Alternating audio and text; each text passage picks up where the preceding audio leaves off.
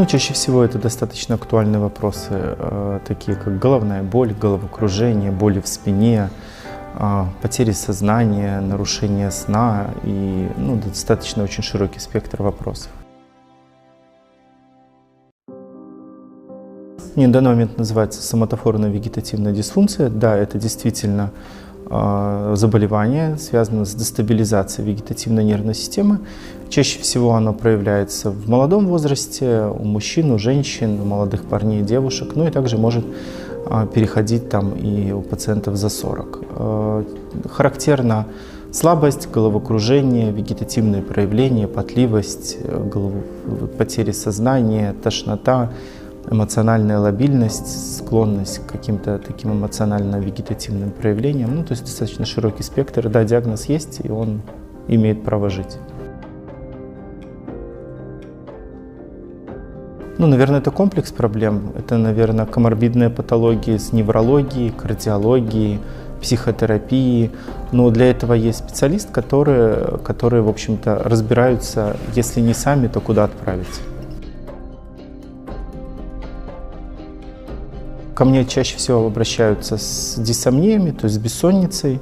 Бессонницы бывают разные, нарушение инициации сна, то есть когда человек не может уснуть, нарушение консолидации сна, когда они просыпаются среди ночи и не могут уснуть. Много пациентов с патологическими движениями во время сна, кто вздрагивает, ходит по ночам, там, бьет своего соседа по кровати там, и так далее. Много пациентов обращаются действительно с проблемой храпа. Ну, вообще достаточно обратиться к врачу для определения причины, да, то есть мы не как раньше в Советском Союзе сначала оперировали, да, а потом уже смотрели, вот не помогло, давайте еще что-нибудь отрежем, да. То есть сейчас у нас есть возможность диагностики патологии, да, патологии сна и патологии храпа, и мы можем точно определить причину, в чем проблема там, в носовой полости, там, в ротовой полости, в апное, западении языка, там, в диафрагме, в трахее, в нарушении именно за счет коры головного мозга. Мы определяемся с патологией, соответственно, проводим обследование и лечим уже конкретно ту цель, да, которую мы получили. Ну, мелатонин действительно гормон сна, он стимулирует именно засыпание и формирует фазы сна, да, формирует переход из быстрой в медленную, наоборот, из медленной в быструю фазу сна. Конечно, достаточно хорошее количество солнца в дневное время, да, и засыпание в полной темноте. Вот этот вот дисбаланс между ярким и темным вот этими помещениями, да, то есть засыпать надо в полной темноте, за шторенными шторами, потому что мелатонин разлагается через 4 секунды при попадании света на сетчатку глаза, поэтому очень советую своим пациентам перед сном использовать кровать только для сна, ну или там для других целей, но в основном для сна, да, то есть ложиться, чтобы кровать ассоциировалась именно с тем местом, где человек спит.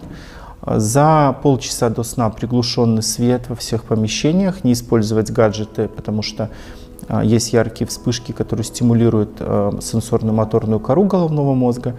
Еще хуже использовать планшеты и телефоны, да, сенсоры, это работа сочетанная моторной коры за счет того, что мы тачем пользуемся, да, и плюс воздействие света. Яркие вспышки в темноте как бы нарушают сон. И, соответственно, за полчаса приглушенный свет, человек ложится спать. Хорошо использовать ритуалы отхода ко сну, то есть там в одно и то же время перед сном сделать что-то очень для себя приятное. Кто-то там чистит зубы, ложится спать, кто-то ест конфетку, ложится спать, кто-то пьет молоко. Ну, то есть и все это повторяется изо дня в день, соответственно, мелатонин начинает вырабатываться на условный рефлекс, который мы создаем сами для себя. Что в старости, ну, наверное, от нас это не зависит. Мелатонин имеет свойство истощаться, да, и так как это гормон продуцируемая субстанция, она все равно, то есть у каждого может истощаться по-своему. У нас есть замечательные препараты, мелатонин, да, который мы можем заменять. Он абсолютно дозонезависимый, не вредный. Вот, поэтому, если пациенту необходимо как бы для погружения в сон, и в пожилом возрасте с удовольствием используем, он очень хорош и для улучшения когнитивной функции, для памяти, для ассоциативного мышления, поэтому как бы пользуемся очень хорошо. Ну, потому что говорят, что во сне человек отдыхает, да, мозг отдыхает, ну, а самое главное,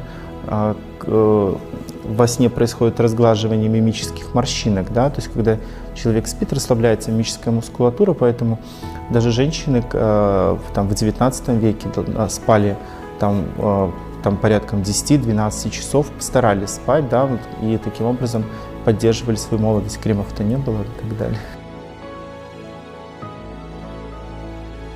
Чем больше приятных ощущений, не стрессовых, да, ну, то есть приятные ощущения могут быть стрессовые, там, свадьба — это тоже очень хорошо, но это стресс, да, там, ну, или там день рождения, то есть постоянная поддержка положительных эмоций создает, ну, выработку серотонина и, соответственно, улучшает ваш сон за счет выработки мелатонина, то есть надо себя радовать побольше.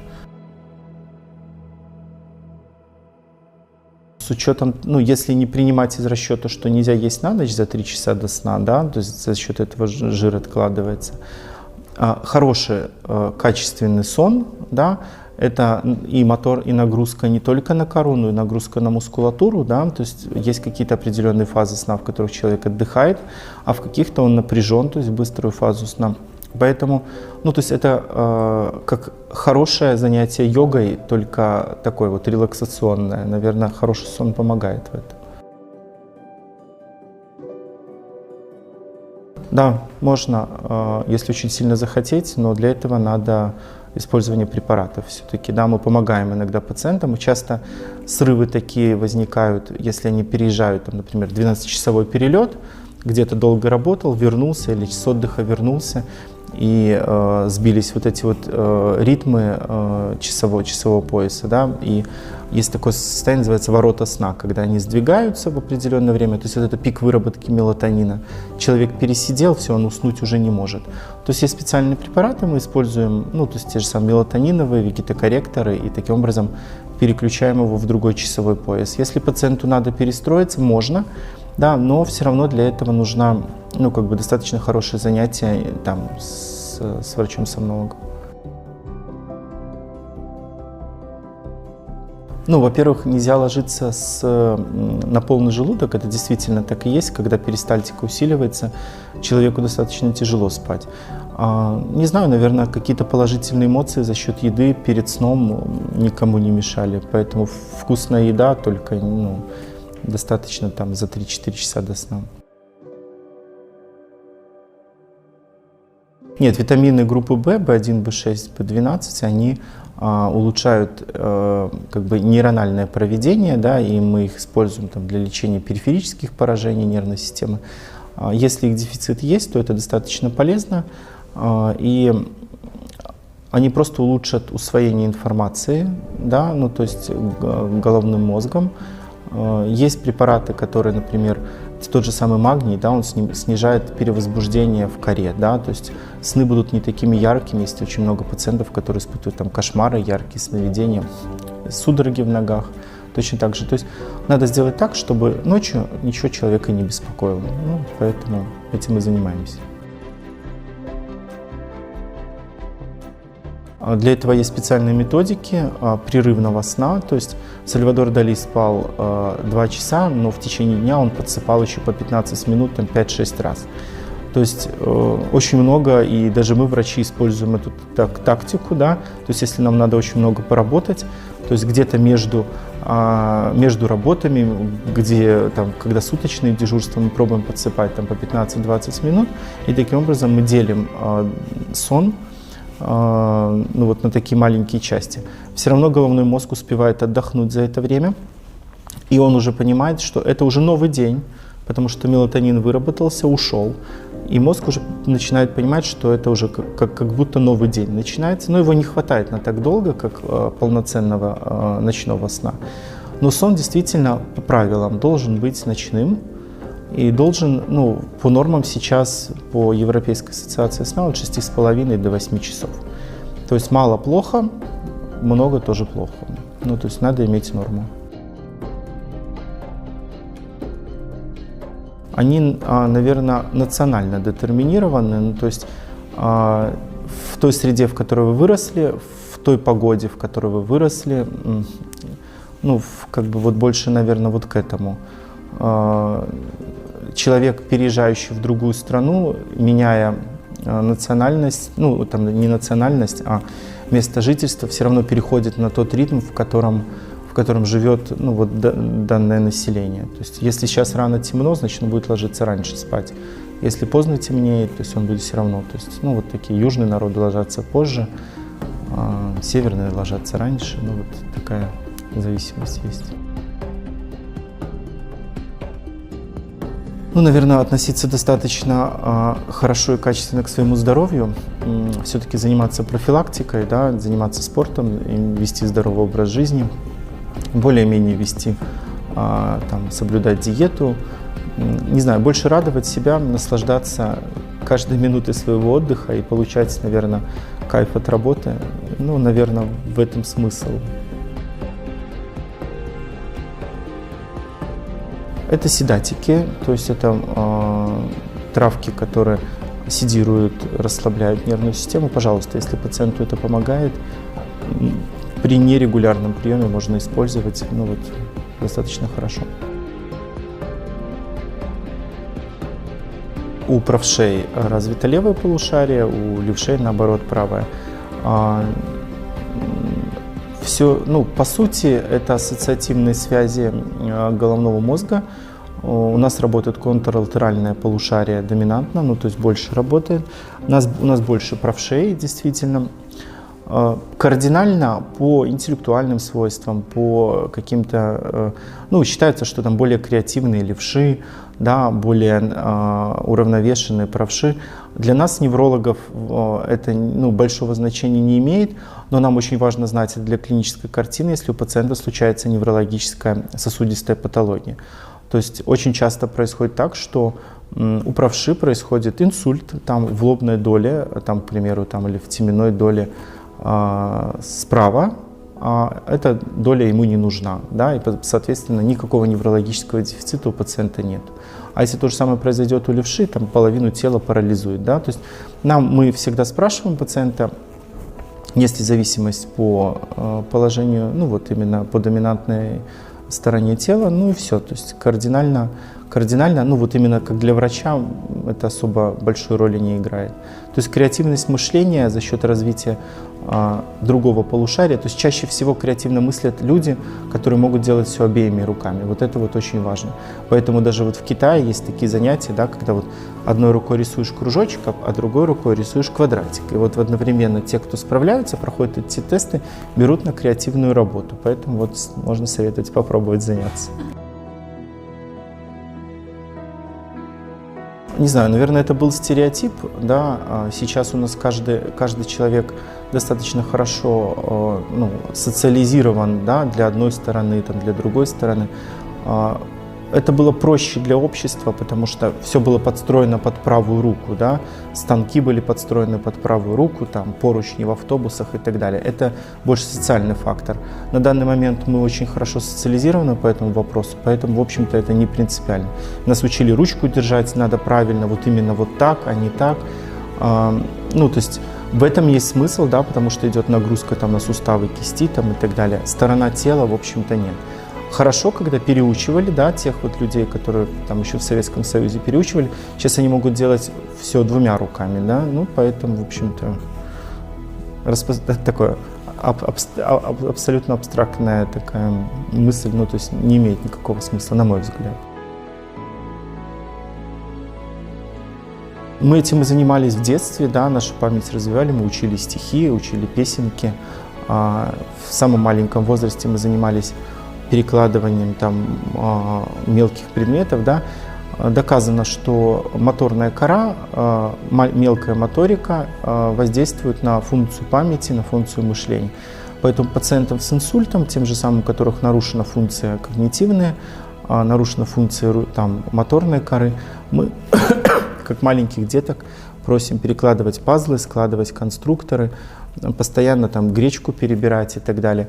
То есть в пожилом возрасте точно так же, как и в молодом, в любом случае, тогда мозг растет, в этом происходит инволюция так, нейрональных структур, поэтому учить стихи, смотреть телевизор, все-таки разговаривать друг с другом, да, надо общаться, потому что очень много людей в пожилом возрасте одиноки, поэтому чем больше они общаются, чем больше они разговаривают, тем больше у них остается когнитивная функция памяти, и обязательно разговаривать на непрофессиональную тему, то есть когнитивные нарушения уходят первые от простого общения, да, то есть у меня есть пациенты с болезнью Альцгеймера, которые до сих пор преподают там в школе там, или частные уроки, да, то есть функция профессиональные навыки уходят самые последние. Они забывают, пили они чай сегодня или нет, забывают закрыть дверь, но зато свой английский они знают отлично.